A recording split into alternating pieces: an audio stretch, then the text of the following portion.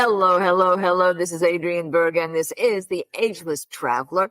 And today I'm going to fulfill one of my fantasies, and that is to learn how to live abroad only part-time with a group of like-minded people, in this case it's women, in what we call here in the U.S. intentional housing. You know, this is not an over 55 community. We're not talking about that. We're talking about something very different, very special. And that is creating a community of people who have the same interests, do at a certain level want to be in a community, but it doesn't have to be full-time, and it doesn't have to be at their original home base. We're going to unpack how this could work for you. Her name is Anna Marie Lavasari, Le Joie Home Base, the joy of the home base. You're going to see on our show notes how to discover Le Joie Home Base. And if you might be interested, whether you are somebody who actually has a home in different parts of the world that might be able to welcome this kind of community, or if you're somebody who'd like to live in this kind of community. I have to tell you that I'm one of those. I'm fascinated by this. So thank you, Anna Marie, for being with us today. Thank you for the invitation. It's my pleasure and my honor. As we said before the show began, you consider yourself a startup because you've been working on this for about a couple of years. But the truth is, you're pretty well established. You have 5 or 6 properties you're renting right now. You're in the process of actually purchasing new properties. So tell us what this concept is for people like myself who love to travel, but we're not nomads. We're not travel nomads. I just wrote about that in my Travel Tuesday newsletter. I'm not a travel nomad. I have a home, and I like to have a home base. In fact, I like to have a few of them. Anna Marie, tell us about the concept behind this home base. It's a really special, in a way, for me, brilliant, because it fits right into my peculiarities. But let everybody else know what you have in mind. Yes, thank you. So La Joie Home Bases are in several countries, and they are in rented properties, and people can stay from 2 weeks to 1 month, later perhaps a little bit longer. So that is basically the concept, and we have usually 8 women, and we are spending lovely time. Is lightly curated. So we are not a retreat or travel product. So it's lightly curated, and the community aspect is very much kind of supported there. So let's again take a deeper dive. This is a perfect thing for some people who are listening like myself. I've often said, gee, I'd like to own a home in France or in Italy, but it's too much. Right now, it's too much for me. So I thought, well, you know what? I'll rent an apartment for a month in the summer or a couple of months in the summer. But here, let's say I would do that with home base. What would I find that's different from simply going to a realtor and saying I'm going to take two months in Provence by myself? Of course, if you are meaning that you would rent a villa, so you would be alone. So it is all about community. It's all about co-living. So we are actually part of the co-living industry, and it's a growing industry at the moment, but it's known more for the young nomads. And there are a lot of operators all around the world, but 91% of those operators are serving people that are under 35. And we are a bit different than the co-living industry inside. Now, here in the U.S., and actually it started in your home countries, which is Scandinavia, we also have something we call co-living or intentional communities. But those are cases where people get together, build a home where it might have one big kitchen and a lot of bedrooms and ensuite bathrooms, but they live there permanently all their life, and they may even have some component to it, which is healthcare. Usually they have a contract between each other saying that they'll take care of each other actually as they grow old. Is there any of those community aspects to this part-time international living that you have in mind? Yes, of course, because we all understand that when we are aging, we want to have some carefree components there concerning the safety and the health. So we, for example, our sisters, we call them sorellas. They are trained in first aid skills, and we know always where the closest doctor is, or pharmacy and the hospital. So we guarantee that there is transportation if somebody needs help. So we are operating in several countries, so we don't have any agreements with any hospitals or anything. It's not necessary. Because, for example, in France and Italy, the healthcare is super good. So it's fantastic. So the healthcare is an issue, but we make sure that we know where the help comes from. So I do have to say that I'm just writing something for Photos, which is a really famous travel guide on medical and dental tourism. Because I think, I like to say, I've been in a hospital in every major city in the world. I've been traveling a long time. And things do happen, and people are very, very afraid of it. And I'm not. And that's because I've actually had the experiences that nobody wants to have, which is falling down or a problem here or there. And I could see that as a U.S. citizen, although Medicare and Medicaid do not follow you into other countries, if you've got the right plan at home and you know where to go, you can get extremely good health care practically for nothing in the countries that you're working with. Now, you say that there are sisters.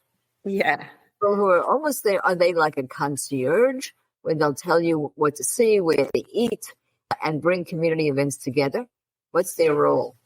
Yeah, it's a good question. Actually, they are not concierge because that language is related to tourism industry. We try to create our own language because we think that we are creating a new industry standard.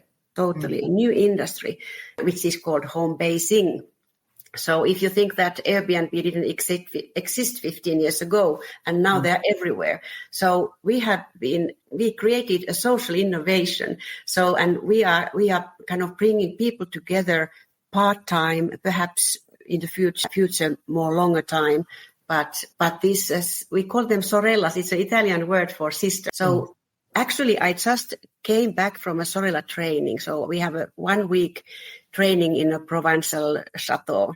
And they are ladies who are coming and they wish to become a sister that is taking care of a lightly created program, but they need to be aware that they are there to see that the components, the community components, or the carefree components, or the joyful components, or the good food and the health and well-being components take place. But it's very lightly curated. So would they be living in the same location as the home-based people that are coming there for a couple of months and eventually for a year or so? Are Yes. they on site? They are on site. And are they locals? Are they local people from the local area where your home bases are, or could they be from anywhere? They come from anywhere because we also have a regional sorella. We have somebody who knows the area. These sorellas don't even need to know the language. If I'm going to Italy or Sicily now, as I'm for the Christmas with the community, I don't speak Italian. But I have a regional sorella there to support us. So our excursions, we do a few excursions, but they are not guided. They are not travel trips. But we bring people to beautiful places for a day, and it's all inclusive. But they are very independent during those days. And also sorellas, one of the residents. So they are a point of contact, but they are by no means a concierge or a kind of a host, so to say. But this You're always reminding me of college, where in college there's always one dorm person who's actually your age. You're not a teacher, not a professor, not a professional. And they become responsible for you, but as you say, it's on a very relaxed and interesting basis. Now, I do know that on your website, it even shows people how they can become trained and become a sorella. So that's very nice as well. Now, let's go to the joie about this, the joie de vivre and the joie de home base. By the way, I'm with a Brooklyn accent. For those of you who are French, I apologize. Anyway, so some of the experiences, we're going to call them experiences, because from the travel world, we would call it an experience. What is baked in to the time you're there? And again, I'm going to go back as if, okay, here I am. I'm in Provence or I'm in Sicily, there for a month. I have never lived there. I might have traveled there as a tourist, excited to meet the new people and to do some of the things that I don't anticipate. But what should I anticipate when I get there? Of course, we will meet you as a friend already at the airport because we have met so many times before in Zoom. We take care that actually the experience also lightly curated, that we know the people. Whoever enters from the door through the doors is also already a friend. So of course, when you have settled in, so we go through the house rules or something, because every property has their own way, and the property owners want to do this and that and show this and that. And then we go through the weekly program, because we have kind of a weekly structure.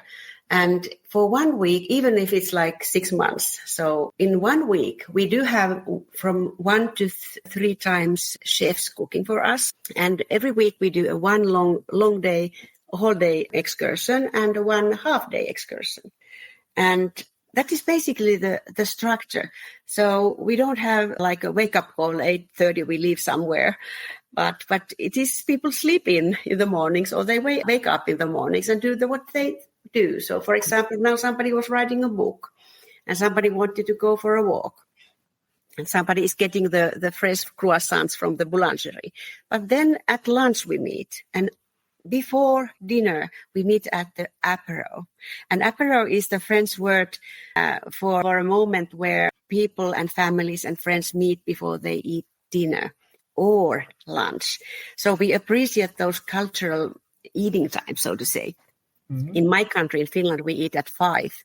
And somebody, why do we need to wait until 8 or something? But that is the local culture. And we try to integrate in the local rhythm. Also, in the weekly kind of structure, we also always have a giving back day. So it's a big differentiator for us, because we know that at this point of our lives, we love to give back. So it means, for example, that last week we went in Provence to help a woman entrepreneur in the forest, and we helped her in her olive farm to she also makes soap. So we actually did package them, she needed help to bring 3 boxes to somewhere, and we helped. 8 women came to help, and it took for us 1 hour, but for her it would have been 2 days. So the giving back component is a big issue and big thing in the weekly program. Yes, we have an Ageless Traveler, something we call the Ageless Ambassador Program, and I noticed that you also use the word ambassador. The Ageless Ambassador Program is for volunteering, actually going on a tour in other countries, but also volunteering while you're there. Not just for 1 day, not for just dancing with kids for a minute or bringing pens or toys, but serious volunteering. So we're on the same wavelength here, you and I.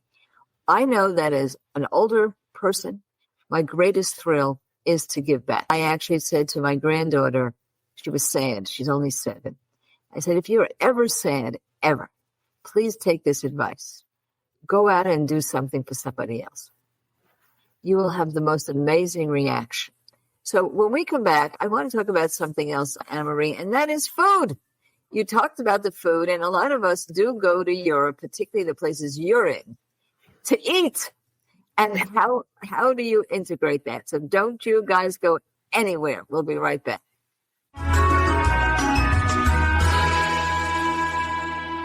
You may have been reading in Travel Tuesday newsletters that travel increases your longevity. Over and over again, the research shows why. You make more connections, you thwart loneliness, and you simply have a great time. So why not get started now from your armchair? Simply go to agelesstraveler.com and see our invitation that asks you right on the homepage to join our Facebook salon. We call it a salon, not a group, because it's a place to meet people, to connect, to travel together, to share your travel experiences. So simply go to agelesstraveler.com and join our Facebook salon.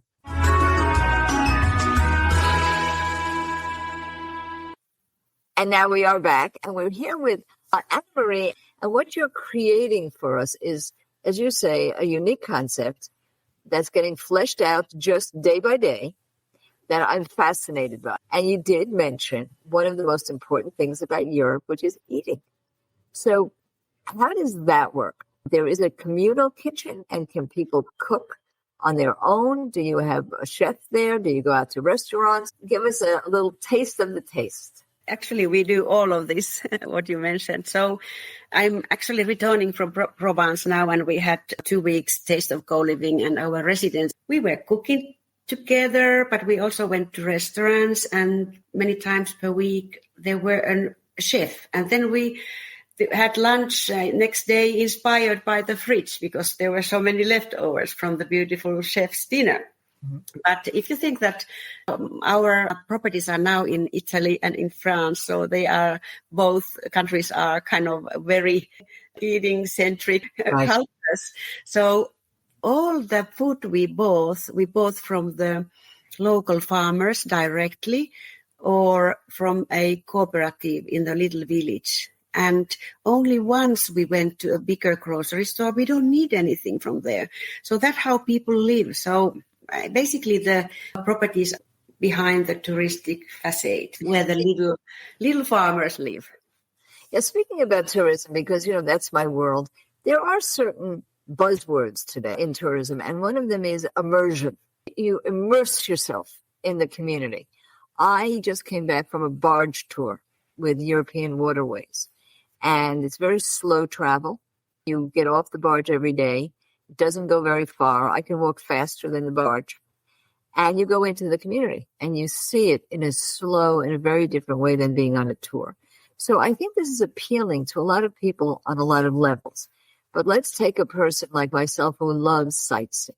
How do you accommodate? Does your sister, as you say, the person there, know what there is to see, where the museums are, where the cathedrals are, etc., etc.? Actually, as we say that it's your home, there is a regional sorella who can give you advice and knows the language also always. So we can always call her. We can always call the regional sorella, but we are not organizing anything. So it's your home. And then we have some advice from the regional sorella, but then you rent a car or take a bus or a train or a bike, and then you go around. And of course, we start to know the areas quite well where we are, but the distance we are not always in a walking distance on the village. It depends, because in our strategy, we have everything. We call it mosaic strategy. So we have a beach house, a townhouse, a village, a farm, a chateau. So because we couldn't find those 7-bedroom homes, so we decided, okay, let's build a village, a community that people might live in different places, but we do things together. Yeah. And that's one way of this taste of community living. What's coming to my mind is each person here will be a personality. And each of the personalities that come together will bring something else. I'll use the metaphor, they'll bring something different to the table. And I'll give you a personal example. I do a lot of walking with a group called Free Walkers, and we go to Europe together. But I'm what they called the culture vulture. I mean, people are walking 20, 25 miles in one day. That's what these trips are. But me, I have to go to a show at night. Now, none of them want to go to a show, believe me. What do? I research all the shows. I'm just one person in the group. Then I tell everybody, I'm going to a show. Who wants to come? Generally, one person or 2 people come, and I always go to the show, sometimes by myself. But the point is that my personality is to go and see things all the time. Whereas you mentioned somebody might be writing a book or be using this to rest and want to maybe just bicycle into town and bicycle back. And they bring a different thing to the table. So I could see that these communities are almost self-led. It depends who's there at the moment. But it's so that if you do this on a regular basis, you'll probably be meeting different people each time. Or do people bond and then they just go together all the time? What's your concept of that? Actually, both, because we have people who we met this year 3 times already. And we are going to spend Christmas also together in Sicily now. And also there are people who just visit and then they continue their journey. There can be some solo female traveler who just stays and then goes on. And it is kind of a place where she can be with other women and then continues the journey. So many reasons why people join. And also our intention is to find properties close to the city. And we try to make sure that the distance to the TGV train or something is not too far. So let's take a look at Sicily during Christmas, which just saying Sicily at Christmas makes me very happy. It hasn't happened yet. But how long are most of the people going to be staying in this particular journey? And do you have anything particularly planned for Christmas, or what's your concept of what's going to happen? The Christmas time is a bit different, so that in every other experiences, they are strictly for mature women. But for Christmas, I am bringing my son, who is 31, and his girlfriend, and my business partner Hanna is bringing her daughter, who is 12, and then we have our investors coming, and they are bringing their 19-year-old daughter. Christmas will be family, and we would welcome also couples for Christmas. It's a family time. It's very different, but we are in a very beautiful area. There are direct flights to Catania, and our village Pozzallo is 1.5 hours from Catania, and we will pick people up. So that is the carefree component. Nobody needs to think, okay, where is the Uber? How do I get there? Or which bus do I think? So that's why also we actually researched and interviewed, I think, 700 women. So personally and in written, and when I presented these ideas like two years ago in a Facebook post, I got 20,000 likes and 9,000 comments, and then I started doing messenger messages one by one. Well, that's why I was one of those comments. I'm fascinated by this. I've been to Catania, in fact, the summer before last, and the place itself is beautiful, but for culture vultures like myself, you really can walk through that town and drool. So I could see that you're selecting wonderful places. Now we're going to take a break. When I come back, I want to flip the script, and I want to talk about the people who own the homes that you're renting and what you look for from them, right? And what they can expect, as opposed to what we've been talking about, which is what the person who's coming into the community can expect. So don't you guys go anywhere.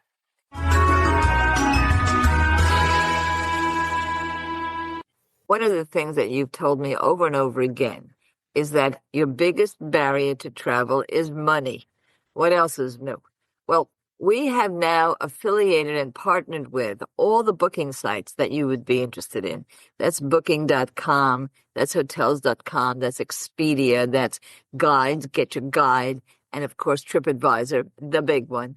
So if you are going to be booking, you're going to want to use the links that we provide for you because there are discounts there. There's also ease and convenience. It also does something for all of us. It is true, yes, I get a small donation in the event that you book through any of these sites, but I plow it right back in so that we can have more research, more clout in the world of anti-ageism and tourism, and get you even more discounts. So please use these because they'll be good for you, and it'll be good for your family, and it really puts a lot more money in your pocket and makes life easy.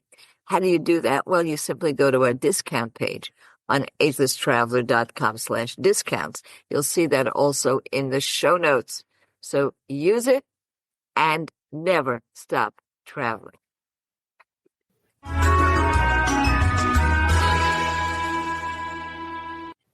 And now we're back, and this is Adrienne Berg, and this is The Ageless Traveler. And we're here with Anna Marie Lavasari, and she is one of the brilliant women behind this women-oriented new type of lifestyle where you can, for short periods of time, hopefully in the future, longer periods of time, live in a community right now in Italy or France, some of the most beautiful parts of the world, for a short period of time and really be immersed in two communities. One, the local community where you're going to be, and two, the community of the other folks who are living with you during that period of time. Now, one of the things, Anna Marie, that you need is more residences, more places that fit the bill. If you're a homeowner and you would like to get involved with this kind of rental, what do you expect of the homeowners and what should they expect? We are looking for homeowners who like to work with us and like to provide these kind of ideas of what we could do there on site. And we are not just looking for people who own a place, but with really looking for sorellas, local sorellas. I give you an example of this Sicily one because it is owned, the properties are owned by our sorella Ivana.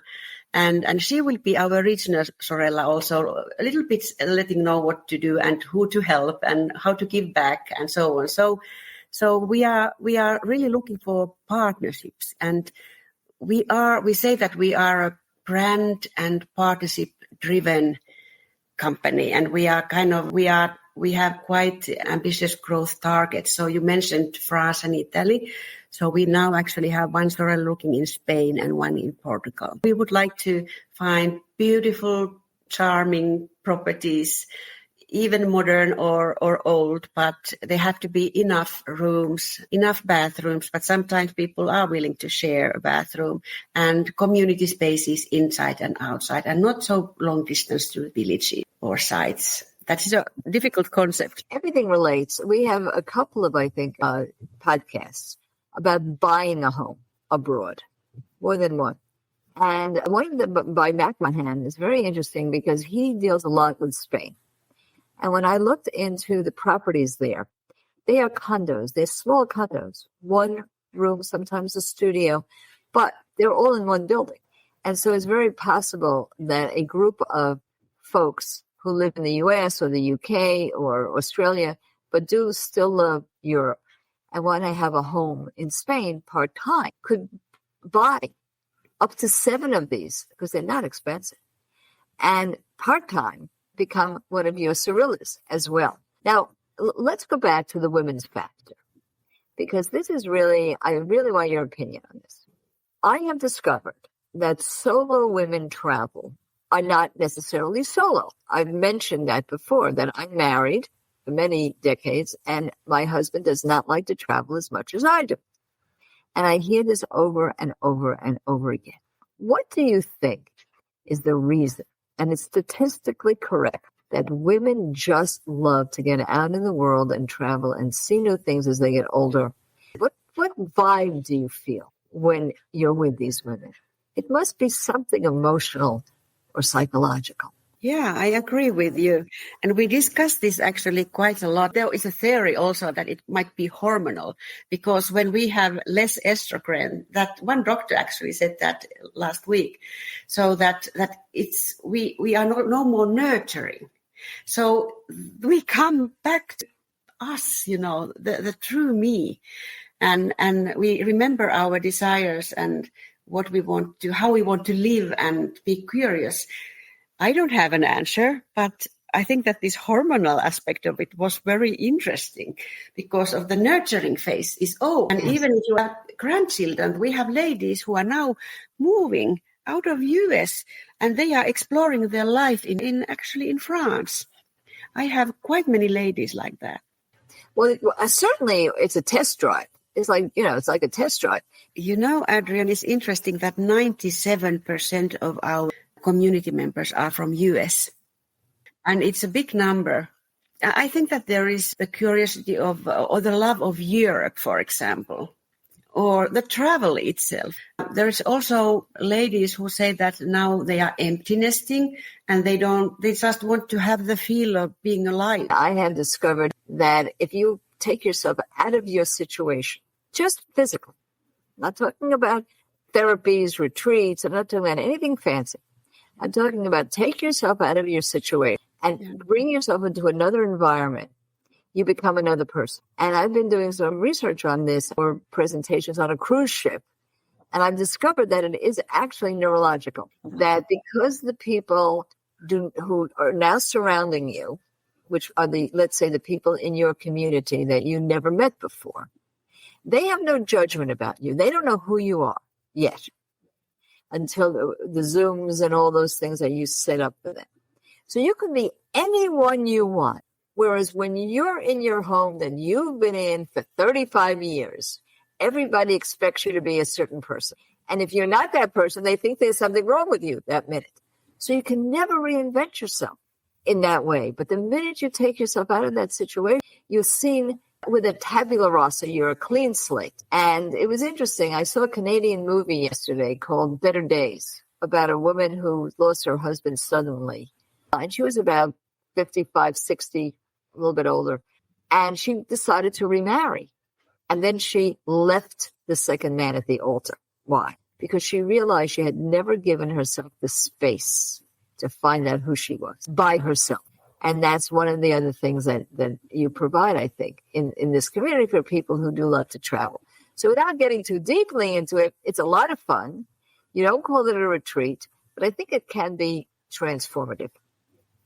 And in the last part of our show today, we're going to take a little bit of a break and come back. I want to talk about how somebody who's interested in doing this should contact you and how they should prepare themselves, depending on what they want to get out of the experience of La Joie Home Base. So don't you guys go anywhere.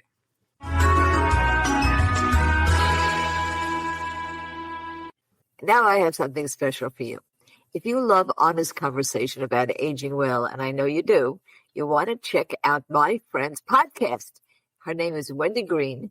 Boomer Banter is the podcast, and she talks with experts and everyday people just like us about navigating life after the age of 60, from purpose and relationships to health, the money, and meaning.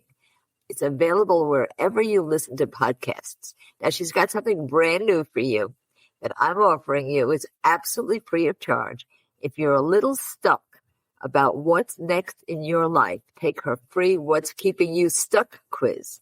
It's a fun, eye-opening way to discover what might be holding you back and how you can move forward. And you'll find it right on our show notes.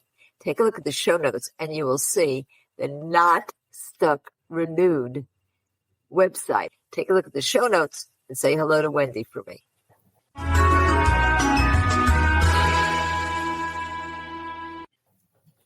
And now we're back. And as you know by now, we're back with Anna Marie Lavasari. This is a very unusual show because it's a very unusual concept. It is not renting abroad, which you could do. It is not going on booking.com or on a realtor's website or even Airbnb and taking it for a month or a week. It is doing all those things, but in community, and specifically in community with other women, mature women who do their own thing, but you know who they are way before you get there. So before we do anything, let's talk for a minute about the technology. People book to go with you, and then they meet each other online and Zoom together before they get there. Is that the way that you're planning or you have accomplished this community? Yes, of course, technology is very important that we can meet everybody in Zoom so easily. So if somebody is interested, we have a website, and of course, we can also be contacted directly. We have a hello@lajoiehomebase.com, which goes directly to us, and we can get a lot of demands. Also, we organize private Zooms with anybody. So we want to get to know the people, and also we need to explain the concept, and then we get to know if we are the right choice for you. So if their expectations are something else, so it's also important to understand that perhaps we are not, because it's not a retreat. It is transformative, as you actually mentioned a bit earlier. Many ladies say that it has been transformative, that I could live like that I would not need to travel alone. So it is kind of also creating a new identity, which I liked a lot what you said. When I was moving, I moved to France 7 years ago with a one-way ticket and 2 bags from zero, totally from zero. I have a new life. It was not always easy, but it is an emotional journey, and not everybody is like me. But somebody said that actually you can meet at home bases people with different dreams, and we truly bond, and we make sure that it is a kind of a trust is built right away. So when you decide to go, the first thing you would do is look at your website, give you a call, start to get into the process, meet some of the other people on Zoom who are already going. Now we're going to finish with this. Is there any kind of discussion about money among the groups? I don't mean what they pay to rent. I mean together. You go to lunch together. You've got somebody who is a little bit richer and somebody who doesn't have quite so much money. And they don't know each other forever. Mm. It can get a little bit sticky. I want to go to a show and it's an opera and it's $200 a ticket. And all of a sudden somebody says, she can spend $200 a ticket. I can't. And they feel bad. So I'm very aware of these small little nuances around dollars when people do not know each other from the beginning. What would you recommend with regard to that? Or what have you seen that's really worked so that there's no hard feelings? That is, I think, a very important question. Thank you for asking. For example, it is actually all about expectation management, isn't it? Yeah. So when we are meeting each other already as a group in Zoom before we come, and yes, for somehow until now, the ladies have been kind of willing to even stay in the properties, and we've gone together to concerts. And I don't know if it's not a long time that we're spending at the moment together. It might be different when you are spending 3 months and 6 months, but actually it is your home. So it is whatever you want to do. And I think that the sorellas' role is also to kind of be a little bit antenna and think and see and hear what is kind of people are talking and so on. So we can't chase, and we don't want to change people's wishes, of course, but we are all different. The underlying feeling is acceptance, because one of our values is inclusive. So it's a very big value, and we are open. We are kind of supporting each other, whoever, because money is just energy. You do with the money what you want to do. We talk a lot of values. So inclusive means also that you are kind of nourishing our value also, that we are kind of loving to each other. Now, sadly, coming to the end of our show, I want to go back to technology. Now the trip is over. Everybody's gone. How do you keep them together, perhaps, for the next time? Actually, we don't even call it a trip. We are actually a membership. Okay. And because we are not a travel agency, that would be a totally another industry. So how we are really nurturing our members of our membership. So if somebody comes for the first time, they become kind of a member, but we are not pushing the membership. It's not the kind of a big message that we want to give. It is only a choice that is, because we are not a travel agency which has responsibilities, different kind of responsibility. And by the way, we also do travel together. So we call them La Joie Sparks. So we go, for example, to Morocco. Next year we have one lovely sorella, Leslie, who has a riad in Morocco. And there we have plans to give back and establish something for the women who are old and living alone. And so we have also plans to create our own projects. So all this kind of ties us together, because we don't let the people go. Of course, if somebody wants to no more be a member of our community, we meet every month and we get to know each other. And I have every Thursday a kitchen table conversations. And we have every Monday evening a French apéro online. So we try to nurture the feeling of community, because that is also something that we don't leave people alone when they leave. And it's a choice if they don't want to hear of us anymore. But that is very important. Otherwise, it's not a community. I think what you're doing goes beyond, as you say, travel. It's something else altogether. And there isn't a word for it right now, but there will be. So I thank you so much. And just tell us, of course, it's going to be in the show notes and on our newsletter, but tell us your website again, because a lot of people are going to want to use that website. Mm. So it's lajoiehomebase.com, simply. Joie. There you go. It's the French word for joy, and that was very kind of selfish choice, because I came to France because of La Joie de Vivre. Yes. Well, I travel for La Joie de Vivre. And I've told my 7-year-old, I've already inculcated her into the idea that travel is fabulous and it's part of your life. And this is a way that you can never stop traveling, which is our motto. So I thank you so much. I think this is great. I will be in Morocco in the spring. I'll find out if it's the same day. Maybe I can go and help over there. And for everybody, you know what I'm going to say. Please join our Facebook salon. You'll find everything on agelesstraveler.com. If you need a speaker, let me know. I will be there.